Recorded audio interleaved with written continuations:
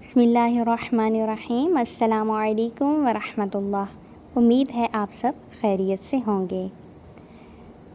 تو آج میں آپ کو ایک چھوٹا سا وظیفہ بتاتی ہوں۔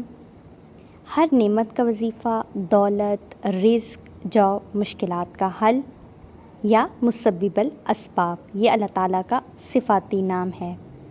جیسے کہ آپ سب کو پتہ ہے، جب ہم پر کوئی مشکل وقت آئے تو وہ صرف رب کی ذات ہے جو ہمارا ساتھ دیتی ہے، اور جب سب چھوڑ جائیں تو وہ صرف اللہ رب العزت کی ذات ہے جو ہمارے ساتھ ہوتی ہے۔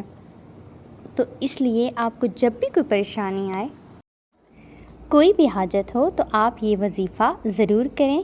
تو چلیے وظیفے کا طریقہ سیکھ لیتے ہیں۔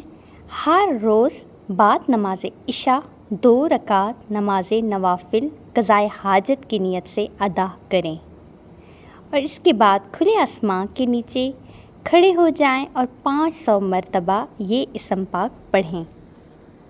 بسم اللہ الرحمن الرحیم۔ یا مسبب الاسباب، یا مسبب الاسباب، یا مسبب الاسباب، ترجمہ اے اسباب کے پیدا کرنے والے۔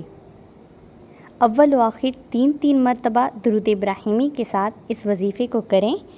انشاءاللہ تعالی ہر آرزو پوری ہوگی اور پریشانیوں سے نجات ملے گی۔